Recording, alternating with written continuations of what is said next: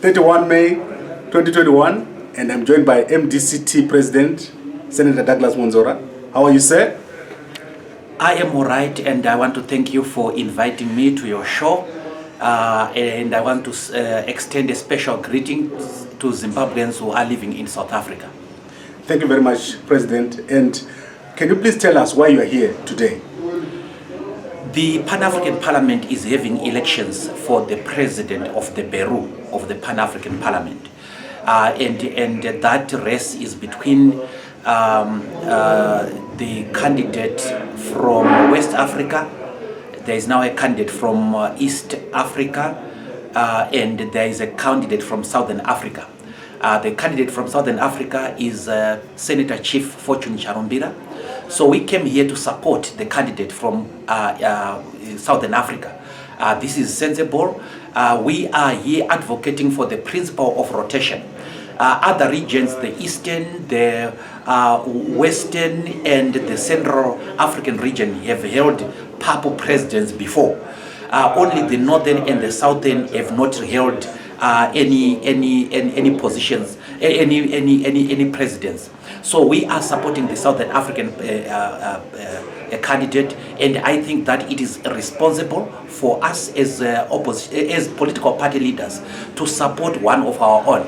I'm happy that one of the presidents in the opposition, Mr. Malema, is also fighting very hard for the presidency to come to the Southern African region.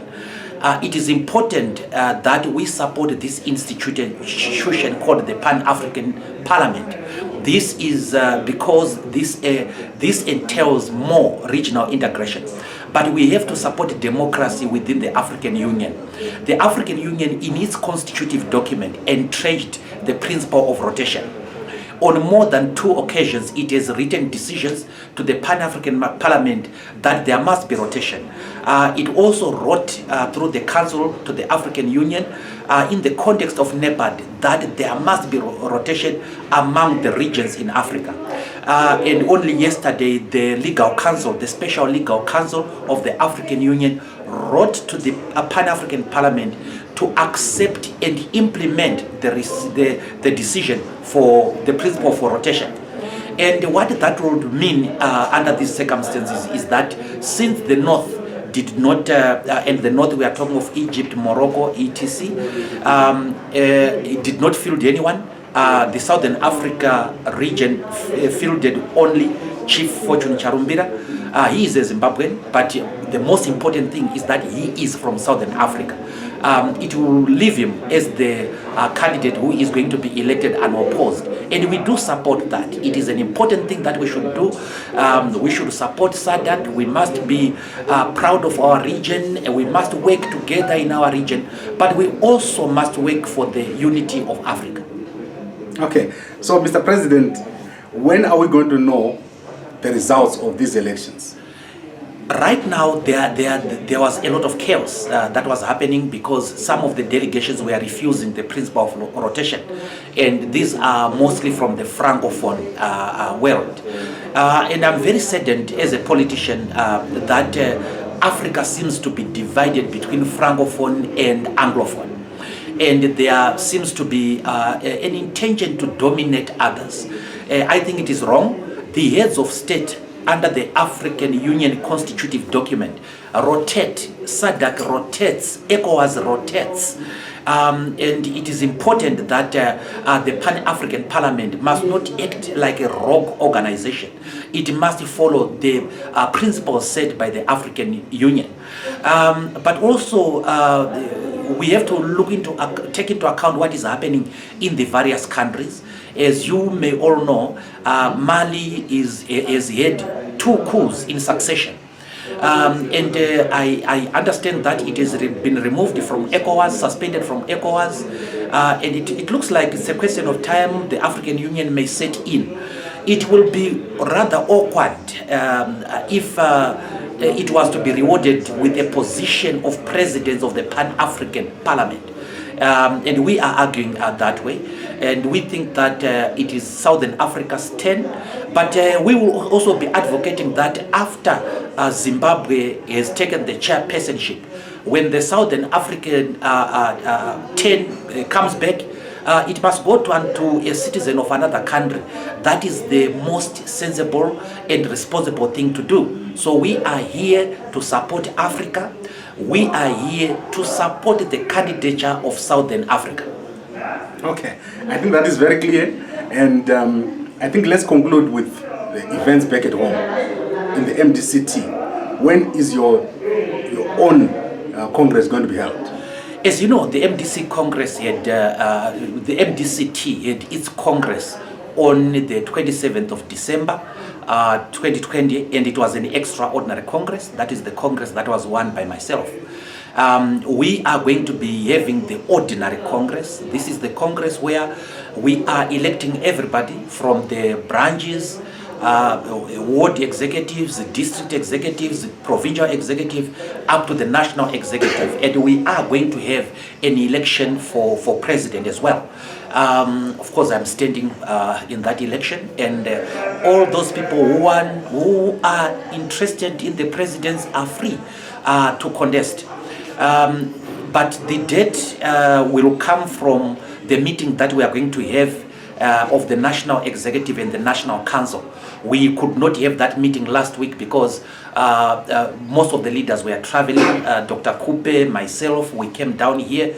The Treasurer General is here, Dr. Mashakada, and Morgan Komichi, the chairperson, was out on parliamentary business as well. That meant that most of the senior leaders were not there. So we then postponed the meeting to some time when we are all back at home. But we are going to have our Congress. Right now we are doing our restructuring exercise. I'm very, very excited by the numbers that are turning out at our meetings. We are a terribly underestimated group. Right now, if you look at the numbers turning out at our meetings and compare with the numbers turning out for meetings of other political parties, we are ahead. And I want to say, we have a very, very disciplined national youth assembly. It is very, very disciplined. It is very, very effective. It has shunned the politics of hate and rancor and acrimony, and they are heeding the call that the youths are leaders of today, not leaders of tomorrow. I'm very, very proud also about the work that is being done by the National Women's Assembly. It has had 3 beautiful meetings in Zimbabwe. First, their National Council, and then they held the Midlands cluster of the Women's Assembly in Vungu, and I had opportunity to address it, and it was a beautiful meeting. They also had the Matebeleland cluster in Bulawayo. It was attended by women from Mat North, Mat South, and Bulawayo. Again, a beautiful meeting. We are being underestimated, but we will not talk too much. We will let our work do the talking. Right now, I am doing diplomatic effort. We are fighting on the corner of SADC. We are fighting for Southern Africa, and we are also taking this opportunity to meet other leaders. I met the leader from opposition in Botswana, Dr. Butale, and I probably will have a word or two with Mr. Malema. I met him at the Pan-African Parliament. And so on. We are going to be meeting with some of the officials in South Africa. We met members of the Provincial Management Committee and so on. So we are very happy that the MDC is at work. While the people at home are organizing the provinces, the districts, we are here with Dr. Kupe doing diplomatic work, and we think that we are on the right track. That is what a responsible opposition party does. Okay, then in terms of the by-elections, are you ready to contest those? What are your chances? We have said that we are ready for by-elections. They were not stopped by us. And we just want to warn other political parties against underestimating us. We will win those by-elections. We are ready for them, and we know that people talk about what happened in 2018 as if we were not part of the campaign in 2018. This is a different ball game altogether. We have come up with a very, very clear strategy, the strategy of a new politics based on dialogue and so on. And most Zimbabweans are battle weary. They don't want to keep on fighting amongst themselves. And this is the politics that we have adopted. Others, some of the major political parties use politics of force. I think our two major opponents use politics of force. We use politics of persuasion, and we are succeeding. Right, thank you very much, President of the MDCT, Senator Douglas Mwonzora. I really enjoyed talking to you. Is there anything else you want to say before we close?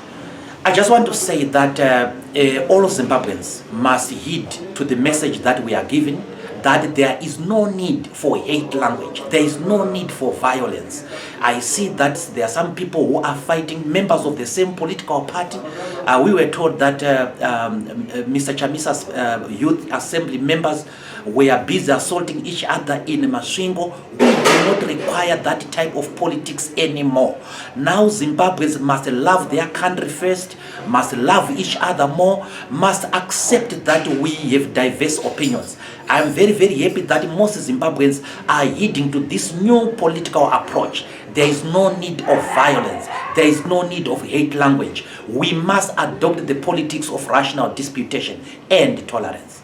Thank you very much, President, and thank you for joining us, and good luck. Thank you so much.